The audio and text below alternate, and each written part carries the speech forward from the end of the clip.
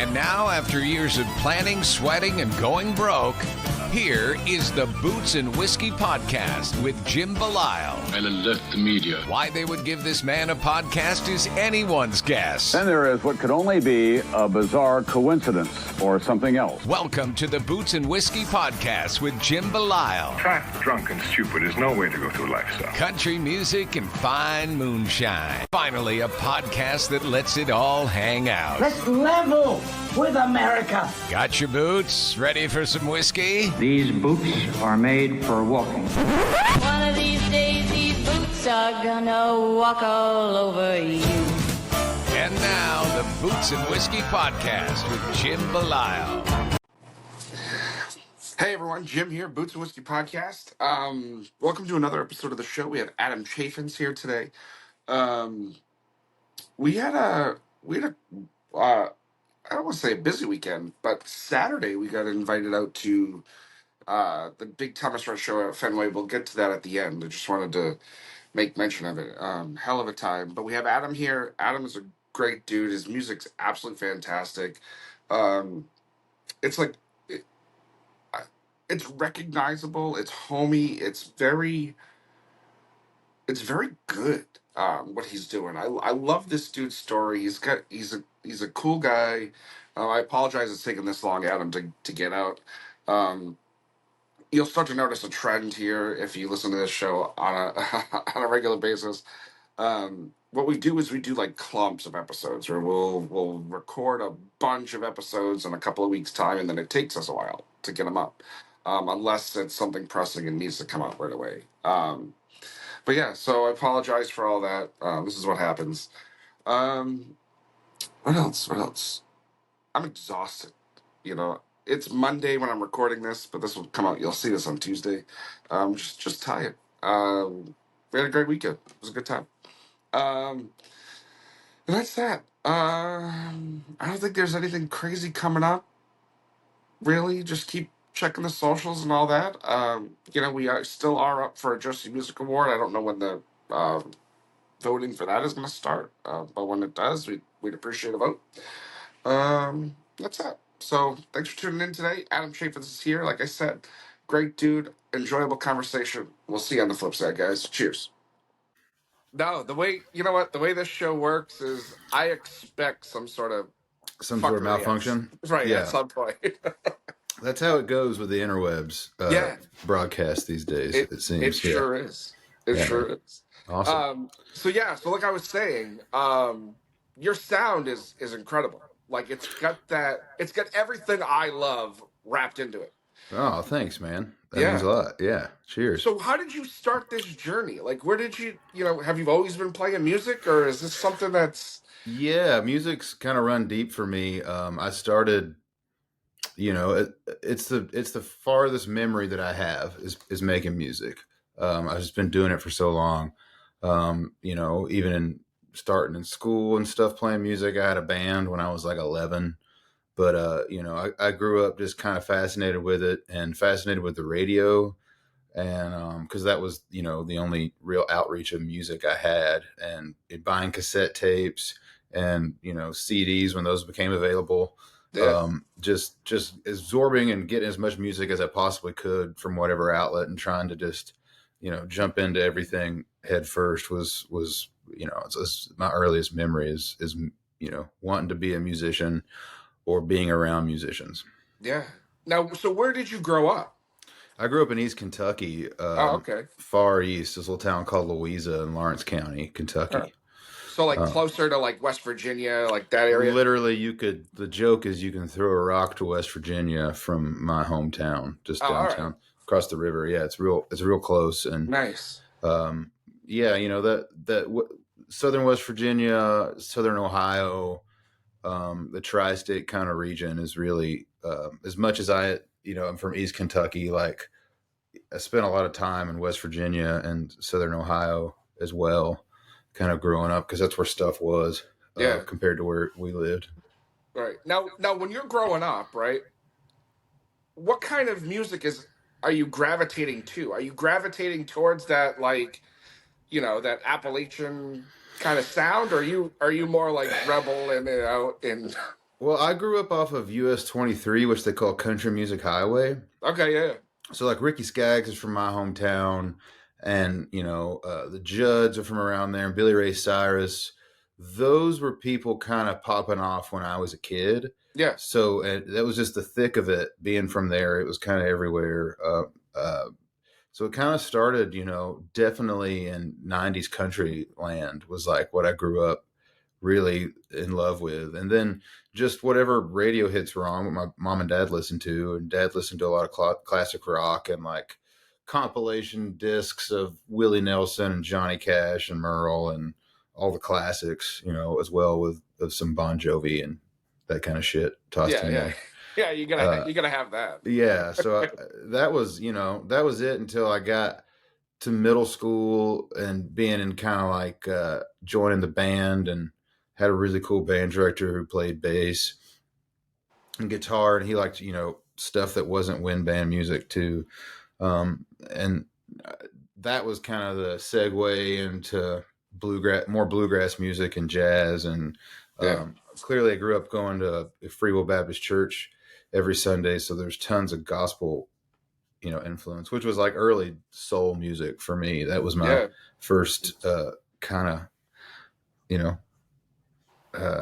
surroundings around soul music. I consider was in church.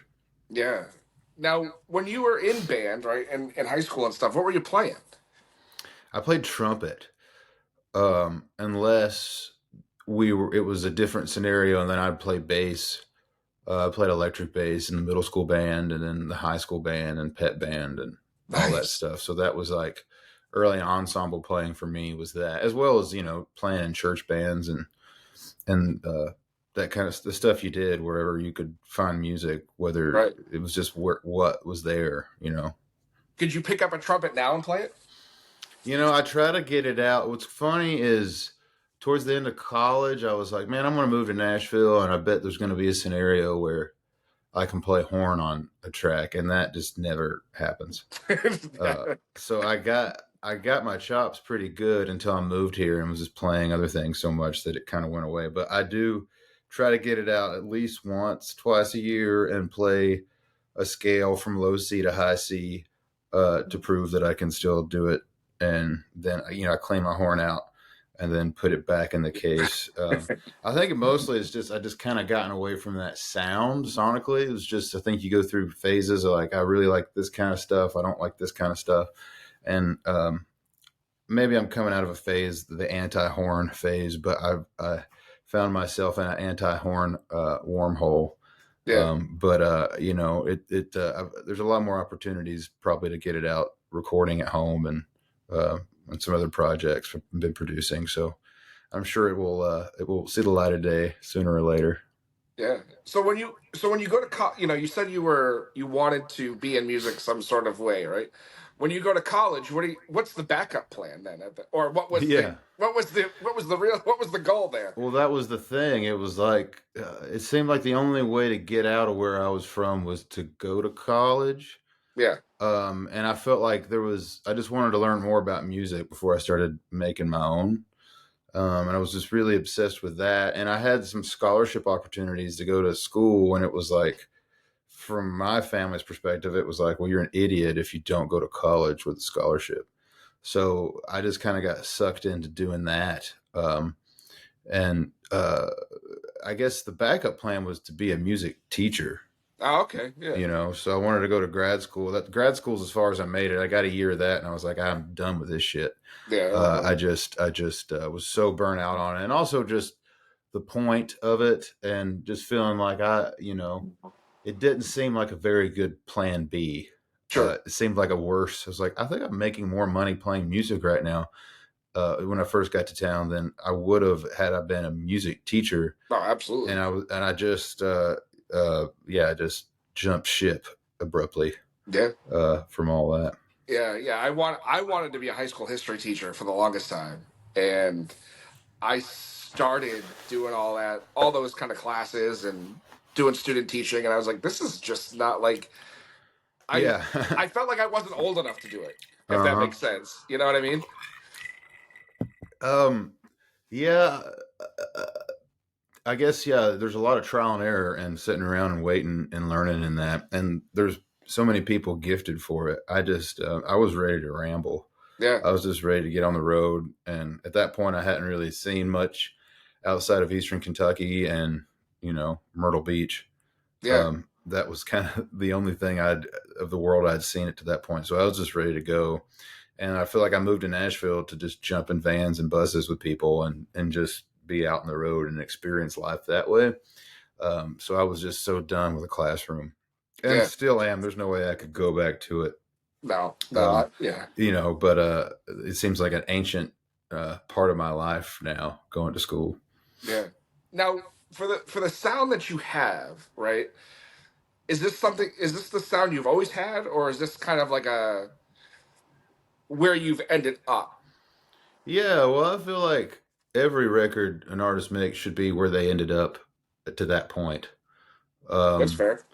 I I I try. I think with this project and the music we've been recording lately, it's um, I've just not been afraid of letting each individual song let whatever influence that made that song happen come about sonically.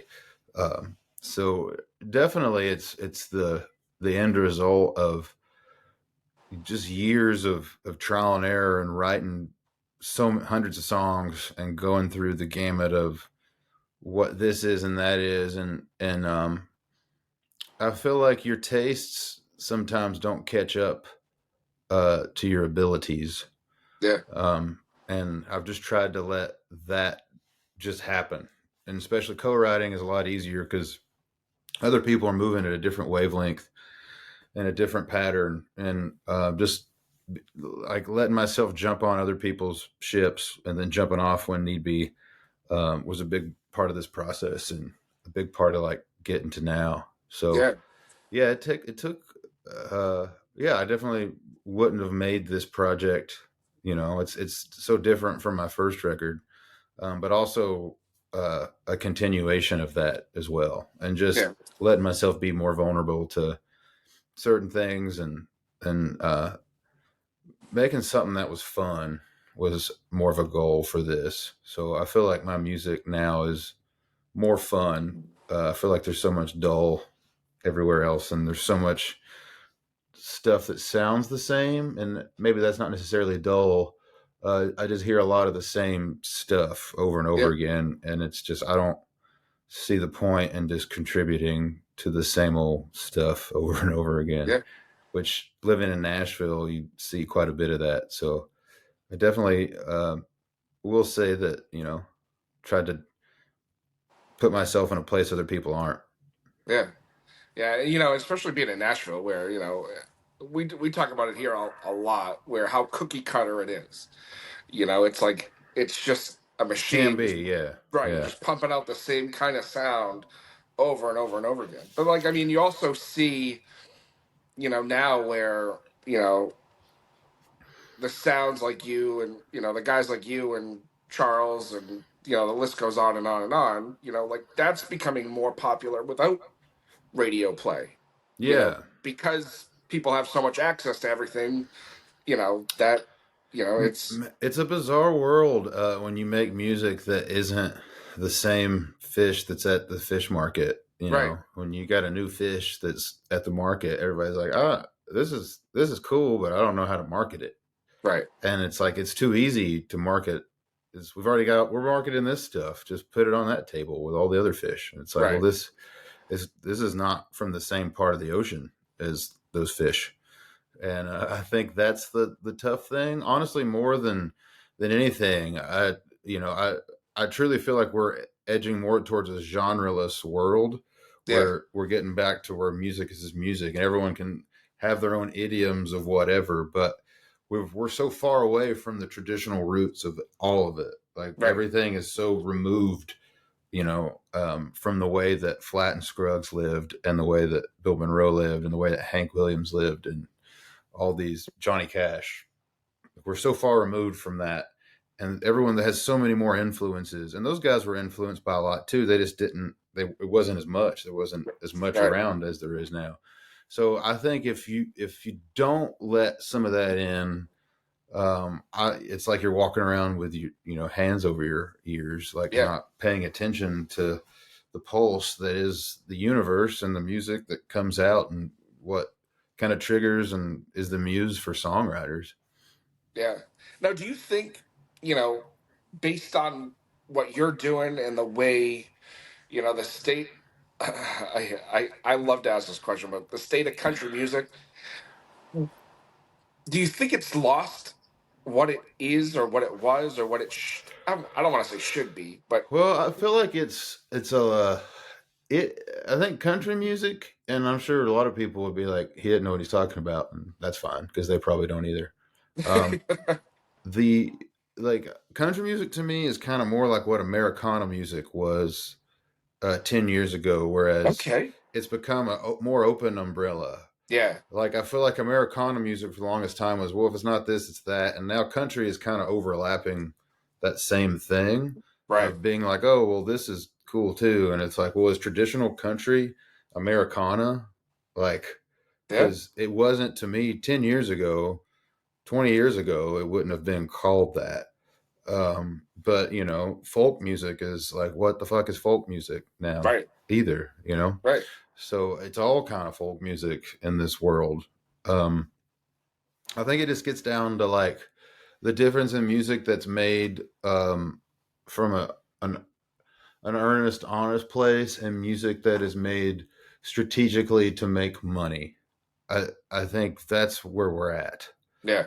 And sometimes now I think there's people that are legitimately into stuff that you and I might think was strategically made to make money. That's its own art form now too. And I feel like there's enough room in the water for everybody to make whatever they want to do. So I don't, if you want to do this, go right ahead. And there's music that fills up stadiums that you and I probably don't like or understand but other people do. Right. And who am I to look at that and say, you got it all wrong. Right. Sometimes there's, some artists I hear, I tell my wife this a lot. It's like, well, why does this person have so many streams? It's like, well, to me, that's probably 7 million people who have never listened to a Daryl Scott record or a Tim O'Brien record or a Sean Camp record or these other, people that are structural to all that other music or those artists that have 7 million streams. It's just people that haven't dug that far deep, and that's what's on the top, and it's easier to fish what's on the top, I suppose, to keep going back to my fish market reference.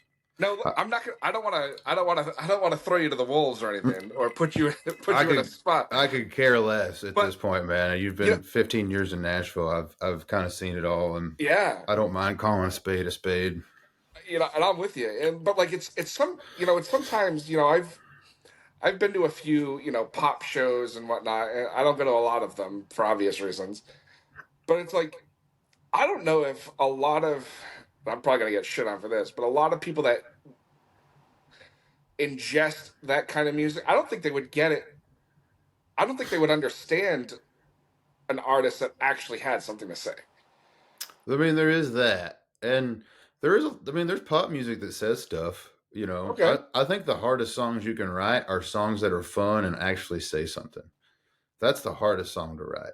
Yeah. Like, it's easy to write this melancholic, woe is me ballad. Yeah. Or woe is the world I live in. But to write that song and make people bob their head and like feel good at the same time. Yeah. That's the hardest song to write. And that's to me is like the key to it all. And it's fun. Beer drinking songs are fun, man. That's the kind of core of country music. Yeah. But you can say stuff with it too, I think. That's what the merge to me of country music is like country writing and just good songwriting kind of melding together and having the same features as it all, Yeah. I think that's one thing that's always been moving to Nashville. You see so many people and you're like, oh, they're all writing this kind of music. I mean, it's actually people who are really gifted at writing a lot of music, like the best songwriters. It is a sad tale how many great songs I've heard that are not in existence. Sometimes I think of songs that I know of from other writers or things I've wrote with other people that are good stuff that, you know, the vessel for it, you know, for it to see the light of day is really hard to put together sometimes, or sometimes it takes time. I look an artist like Chris Stapleton, who keeps, you know, recording songs he wrote 10 plus years ago, is kind of proof of like, you know, planting that seed and watching it grow through time and letting it develop and mature and then harvesting it when it's the right moment. Yeah. And you see, like, Nashville is a song town more than anything. And that's why I moved here. There's great music towns everywhere, but this is the ultimate music town. And no one else can tell me otherwise. Right. Yeah. You know, I think it's on Prime. There's a documentary about like the Nashville songwriter. Yeah. Right.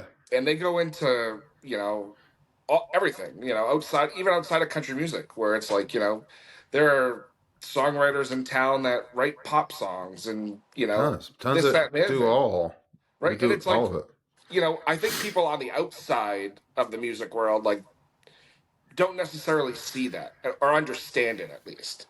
Yeah. I mean, my dad dug coal for a living and I dig songs. It's a much easier way of life. And I'm thankful for that. Every day I go to Nashville and write a song with someone, or someone comes to my house and it's like, what am I supposed to be doing today? It's like, this is what I'm supposed to do today. This is my job. And that's a blessing. And yeah, I think, I tried to put down in songwriting, you can put up these bumpers and buffers to, like, I can only write in this tunnel. And sometimes you have to do that and you need to do it for whatever the thing is. But for me, like, the Trailer Trash project wouldn't have happened had I not just let those barriers down and try to just find it all from everywhere and really just create something that was more adjacent to the music I truly like. I always feel like there's bad music and there's good music, and then there's just shit you really want to listen to. Yeah. And that's like, there's a difference. Like, there's tons of stuff that's great, but I don't necessarily want to listen to it as much as this other great stuff, because that's just me personally. And I think, you know, making music that people really want to listen to is kind of different sometimes than just trying to make good music. And that goes in with writing the type of songs that are all the things all at once. I think it really comes down to that when you're making a cool project.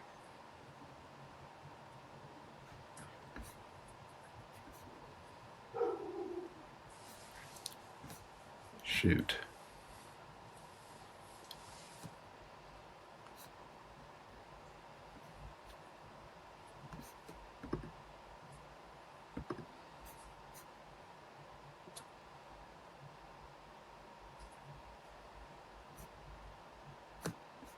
Hey, you there? Yeah.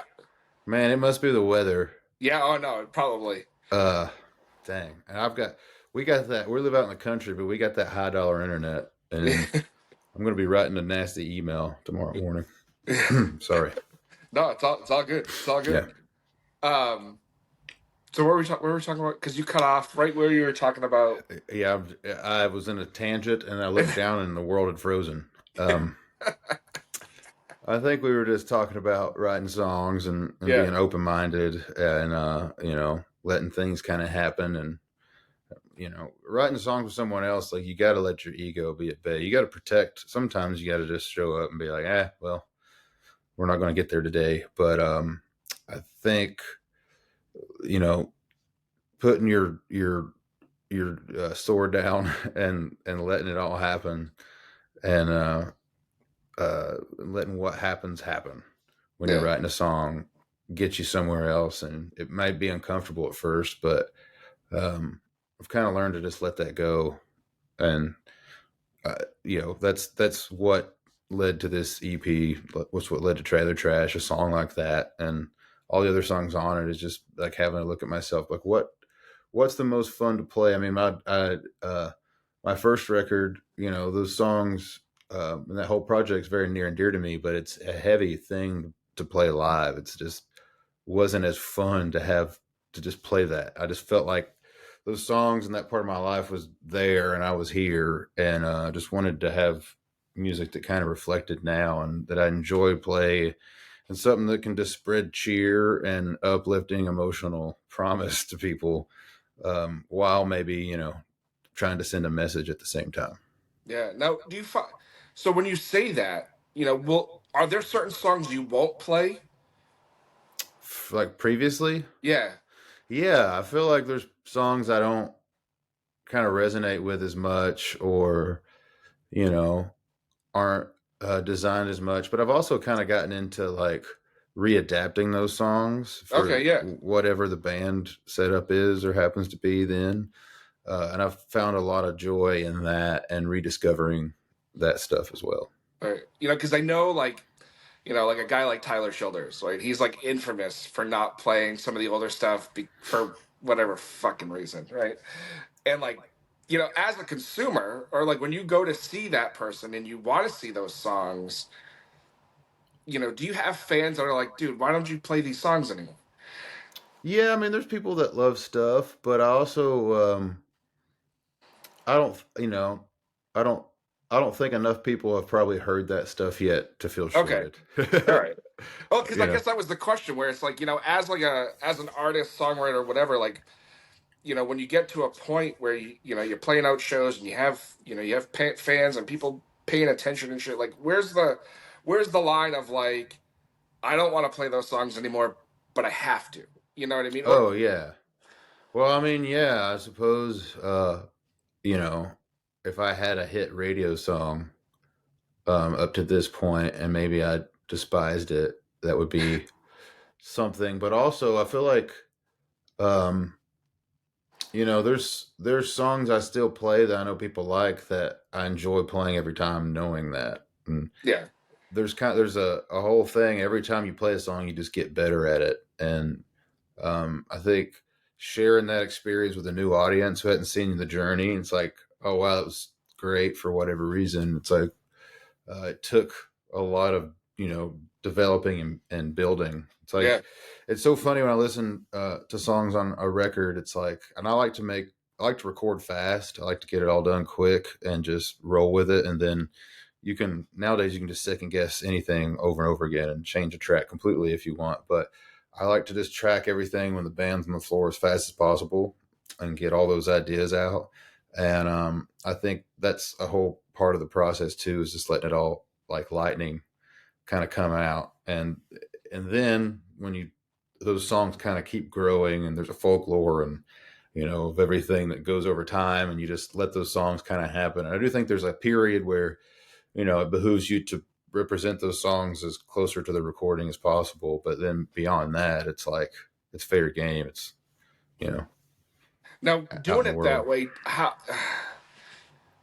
do you find that you get a better result, like for your stuff, rather than tinkering with it and making sure it's Well, perfect I just think before you can overthink everything, and at some point, you just got to be confident with your skill sets and like what you got, and yeah, and when you're working with other people who are the same, it's like you should be able to just make it happen. And I mean, it's the same thing with writing a song. Like, um, you can tinker at songs forever too, which I do, but also those initial ideas, whatever makes up a chorus, hit you all at once most of the time. yeah, All those little nuggets of stuff kind of came at one fell swoop. So I think it's also good not to second guess the guitar part on a track you're recording, because whatever comes out then is what the juice was flowing to make happen. right, Because you can set and re-record and re-record and re-record, and at some point you just gotta be like, hey man, this ship's either going to sink or it ain't, or right, sail or sink, and you just got to let it float. yeah, And I think getting it done fast just puts all that stuff at ease. And within 4 times of running song, I think after 3 or 4 times of running through something, if it ain't there, it probably ain't going to be there. yeah. Or you probably need to take a break, do something else, and come back and see if it comes back on a time or two. But beyond that, it's just beating a dead horse, as they Yeah. say. Now, how quickly can you write a song? I mean, 15 minutes to 2 years. Oh, okay. Yeah. You know, like I think that's kind of the time cycle for me.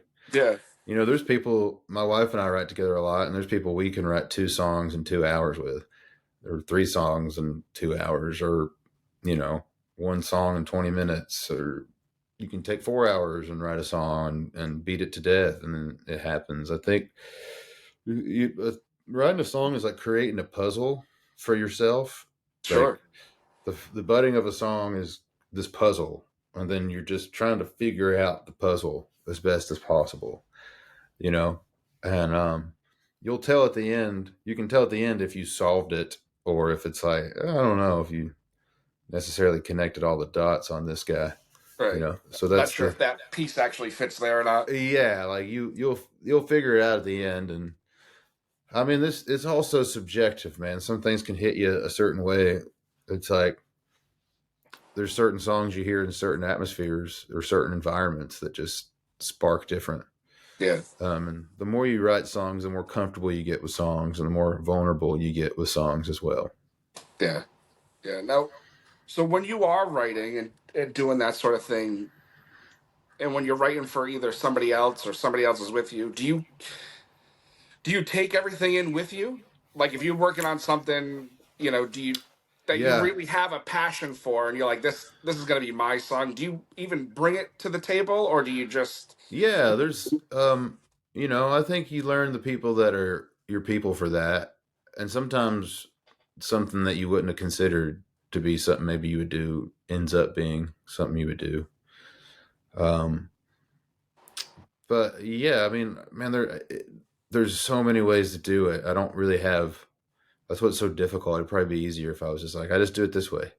But right? you know, sometimes it's a little nugget, sometimes it's a musical idea, sometimes it's just a phrase, sometimes it's half a song, sometimes it's mostly a whole song that needs another verse or a rewritten verse, or the chorus ain't that great.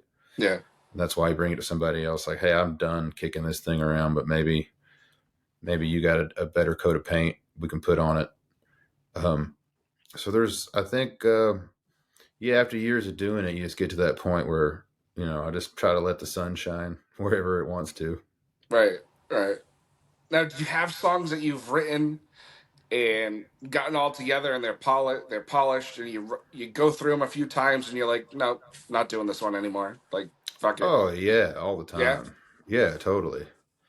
And man, you just, you know, when you start really writing songs and um yeah, you start stacking them up, but it's a lot easier to let a thing go, or like I said, you know, let it keep harvesting under the incubation light while the rest of the world catches up to it. Some Right. songs aren't ready for the world yet. Now, do you ever take some of those not ready for the world songs and play them out live and see what kind of reaction you get? Yeah, totally. I've been doing that a lot lately. I've actually got kind of a little bit more music to add to come out down the line, and it's been fun to play those songs adjacent to the ones that we've just released, Yeah. and see the reactions to that. So that's a big part of the process too. Yeah. Now, with that, do you find that you have a song that you personally are unsure of, and then play it for an audience, and then but they're sure of it, and it changes your mind about it? Yeah, and I think that's, to me, that's the whole point. Yeah. Where I try to make it like, I don't know if this is something. Let's see how they react, or maybe it's like, maybe I think too much of this, and I need to see if Right. other people Right. think the same. Usually, it's that.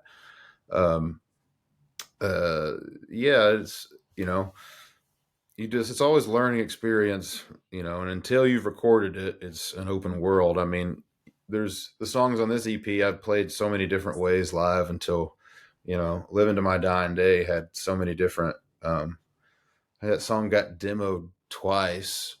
You know, the first time it was pitched to like some very, you know, major artists, but even when that happened, it was flattering when someone's like, man, we got to pitch this song to such and such, and we need to record it now. And you're like, cool. And then you do it. And the whole time you're like, I ain't going to change this because it didn't work if I do. But there were, you know, I think after, it's like, I don't know if anybody else is going to feel it the same way. And it's Right. like, I don't think it changes that the message is not valid, but sometimes it takes someone to put that idea out first for other people. Tyler's a great example.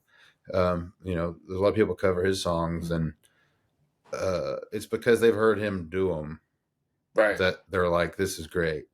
But, you know, had you just heard it a different way or someone else doing it, you might not have wanted to put your own stamp on it. Right. And, you know, there's great Dylan's that way, the Beatles, all those great songs that get covered and covered that are evergreen songs of the world were ones that people heard a certain way and thought of universally. Right. Right. Yeah. You know, I always find, you know, I talk about covers all the time and artists doing cover songs. And sometimes, actually, a lot of the time, it goes up my ass sideways.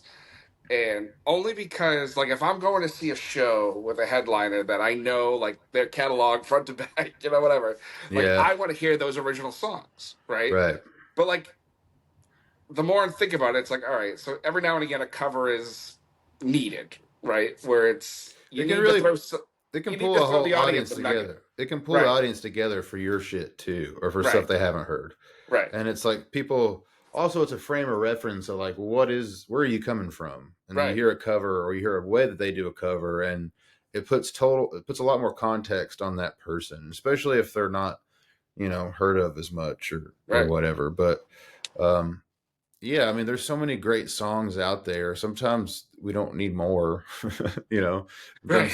and sometimes it's a message that, you know, everyone's heard one way and a different artist can say it another. And someone might not have liked the song a certain way, but they're going to love it when they hear such and such do it a certain Right. way.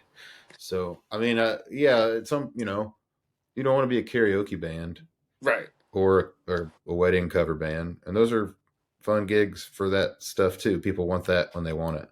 But yeah, if you're going to see an artist do something, it needs to kind of flow with the rest of the art, right? Do you have songs that you like to cover and like put your Oh own spin yeah. on? Yeah, totally. I mean, lately, I've been doing a kind of a more funky version of Bubba Shot the Jukebox, Okay. which an infamous Mark Chestnut hit, but was originally written by Dennis Lindy. Yeah. And it was one of Dennis's masterpieces. And I actually have one of the many Lindyville tunes. exactly. I have I don't know if you've heard any of his original demos, but I have a Dropbox file full of about 60 original Dennis Lindy demos, and one of them is Bubba Shot the Jukebox, and it is nothing like the Mark Chestnut version. Really? It is this funky jam thing, and they cut out certain parts. It makes sense why they did it, but I just love the demo so much, and I love Mark Chestnut, and I love that record. But that just brought a whole new light, and it's like you can hear especially in 2025. I feel like that adaptation of it pulls a bunch of people together. Yeah. So it's a lot of fun, and I like doing stuff like that more. And I mean, one of my most successful songs probably is a cover I did of a Keith Whitley song. It's not a song Keith wrote, but it's just my version of a Keith Whitley song that I did live with a string section, and that's probably was the first song that people really kind of maybe did a second take of my music was because of that. Now, because you brought it up, I've become a huge Keith Whitley guy over the last several months. And because you're bringing it up, I got to ask you, right? If Keith doesn't pass away, is he the king of country music? I mean, it's interesting. That is interesting. He surely could have been a contender. Yeah.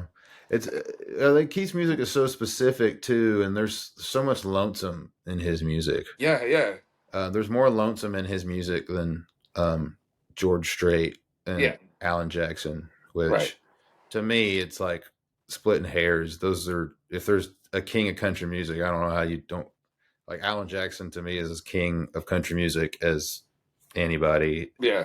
As a songwriter, I mean, he's got the hits. One time I did a flight from New York to I think Texas, listening to a playlist of number ones from Alan, and there were still like songs when I landed on the Damn. playlist.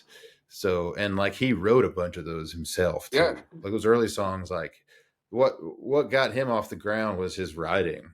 You Yeah. know, Barry Coburn heard um uh uh um Chasing That Neon Rainbow Yeah. and was like, holy crap, like, you know, you wrote this?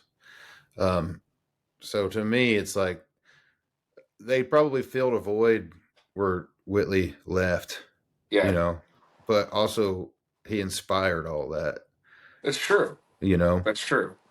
So I mean, yeah, gosh, it's we'll never know. Like Yeah, that's true. that's why it's so cool. It's like we just have the recordings we have and we can listen to them over and over again. There's this mystery that goes with it that we're also as in love with as we are the music and the Right. person, you know. Right. And it begs the other question, right? Where it's like, you know, you look at everything in hindsight, right? Where it's like we have a small amount of stuff we can go back to over and over again and like imagine what it would have been or could have been, right? And Yeah. who knows, it might not have been at all. You know, There's that too. Yeah, you know, man. You know, it's We never got clean Keith. that's right. We never, and that's the Right. only way we would have ever heard anything That's true. else. And That's we true. never, that never existed. You know, but I love the fact that, you know, we talk about these guys and these girls and, you know, outside of the country music world and the music world in general, like everybody I'm sure has a thought that it's like, oh, well, you know, George Strait writes all of these songs and these number one hits and all that shit when there's actually a songwriter behind almost every, you know, it's, you know, like Dean Dillon You nailed may it. be one of the greatest of all time to do it. Yeah, exactly. Yeah, there's a writer and then there's the artist and Right. there's the vessel for the song. And as artist writers that, you know, there's a lot of us here that live in Nashville that are just constantly writing for everything. And, you know, there's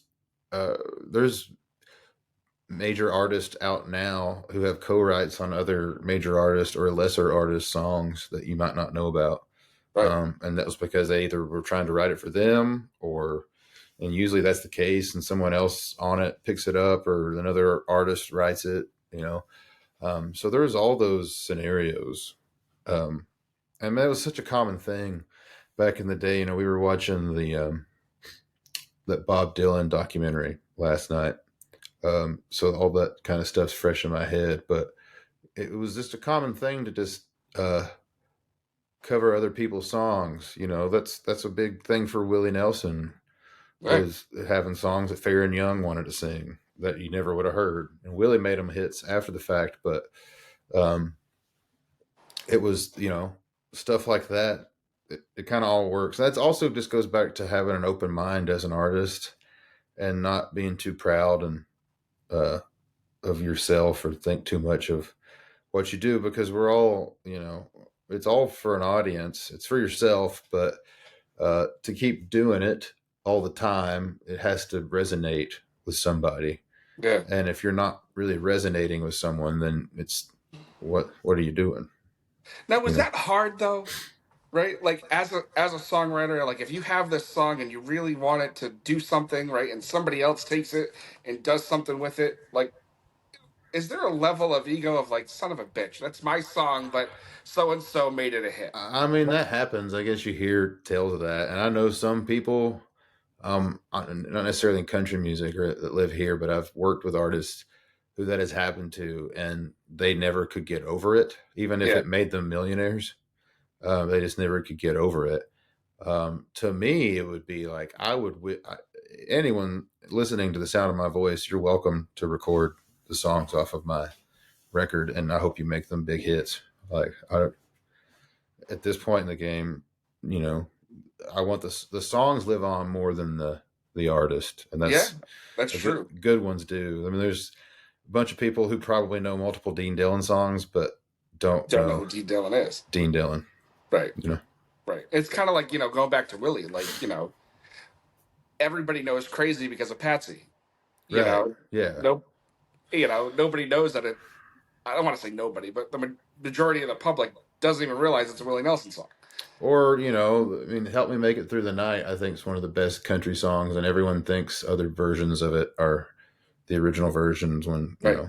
Christopherson wrote it. But Tennessee Whiskey's the same way. Exactly, yeah. And that song sounds like ancient song for whatever reason that's been done by so many artists. Right. But yeah, I mean, exactly. That's a perfect, speaking of Dean, a perfect example of, no one knowing the source, but also like, who are we to care? Right. That's true too. Like, if like it, at some point it's like life just keeps living, and the song, we create it for people to have in their head, and their, you live on through the melodies. So we've talked a lot about, some of the greats, and I don't actually get to have this conversation with most people because it's never, and not in a bad way, but it's never been in depth like this where we talk about the songwriting and the singers and the vessels and all that. But like, with the conversation being what it's been, who would be on your, the argument always is who's on the Mount Rushmore of country music? Like writers, artists. Oh man, I don't know. I have too many influences to put everybody on a hill. But I mean, clearly, Hank Williams, and I feel like Willie Nelson had such a epic impact as well on music, and Loretta Lynn. Yeah. Like, I feel like that's one who doesn't get enough credit for like really creating a whole subgenre. She's as part of the framework of country music as anybody has been. So those people are up there. I mean, Cash is up there for me. John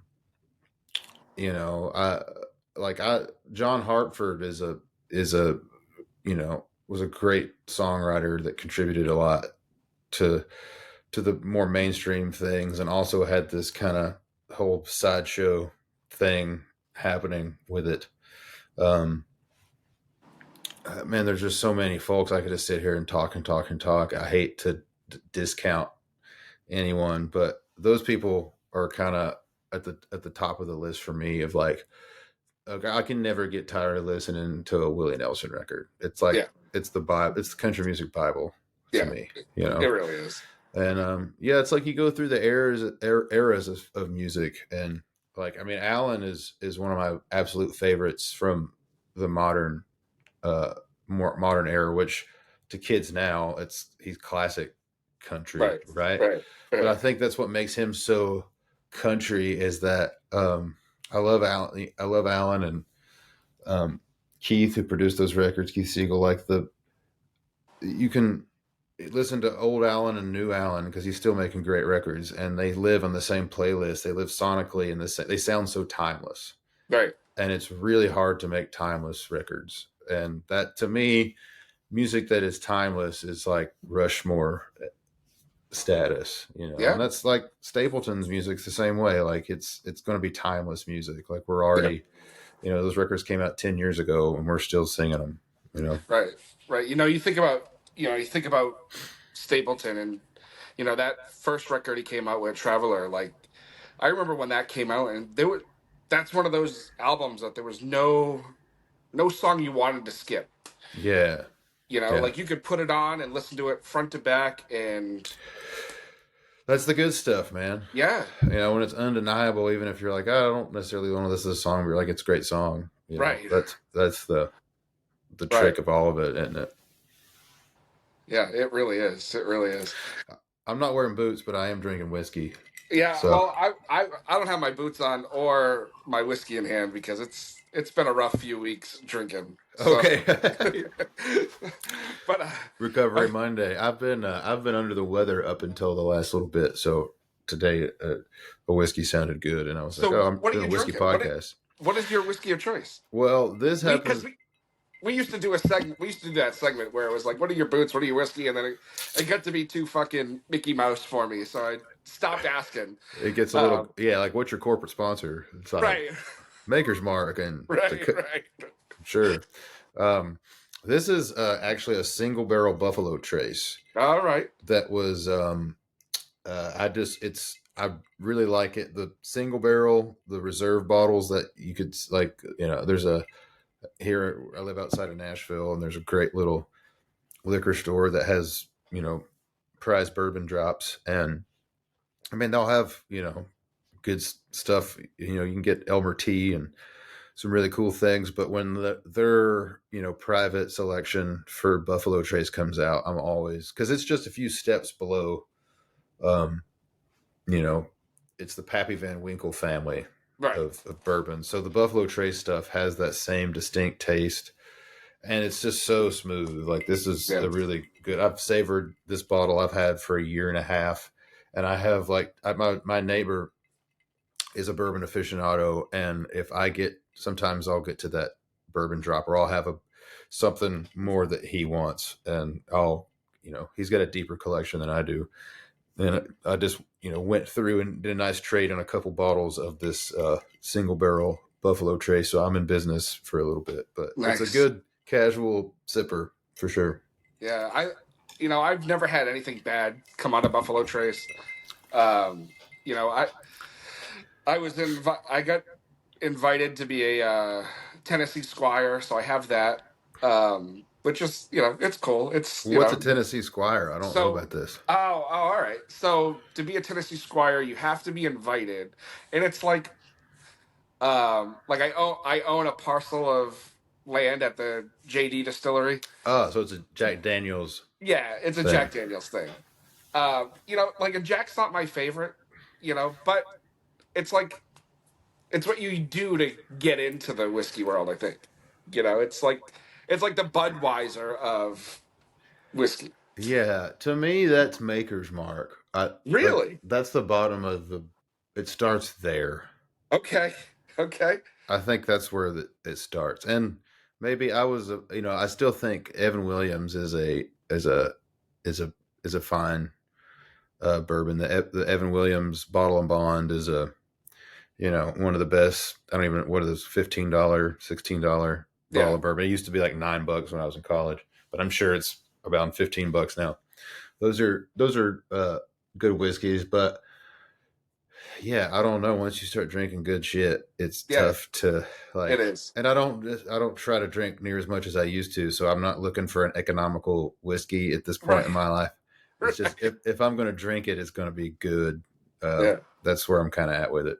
Like, I've really gotten into ryes. Like, I like our good I love rye. rye. Yeah, like Have you had I think Wild Turkey makes a rye. Do they? Actually pretty awesome. Really? Yeah, they make a rye. I'll have to look. I'm pretty sure it's the rye whiskey that they make.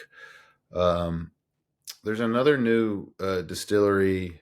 There's an old distillery that's new. It's called Green River, and they're out of Owensboro, Kentucky. And I'm a big fan of their stuff. They're very not a high price bottle that you can get, and it's really good stuff. And they have some more aged stuff as well, but they're a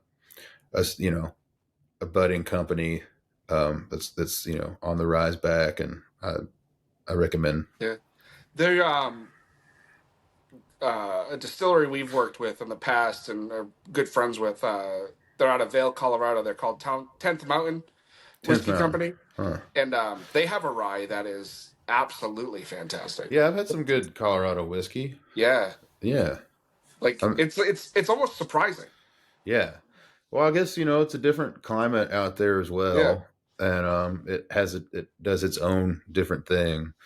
But I mean, when you visit Kentucky, and especially the rolling hills, central Kentucky, where they make all that stuff, especially this time of year, and you get around the atmosphere and the climate, and you can feel that moist in the air, and you're like, this is why the whiskey tastes good. Like it really goes hand in hand with the climate there, and I think that's a secret to why.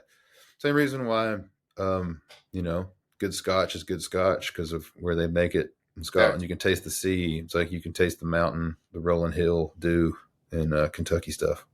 Now, growing up in Kentucky and all that, like, is there like a level of competition when it comes to bourbon, and whose is better and why? Yeah, yeah. I think more than that, it's just more like Kentucky whiskey is better than all the other. Like bourbon has to be made in Kentucky. Right. Everything else is just sour mash whiskey, and Right. God Right. love them. Yeah. Yeah. I think everybody's got their own thing, their own.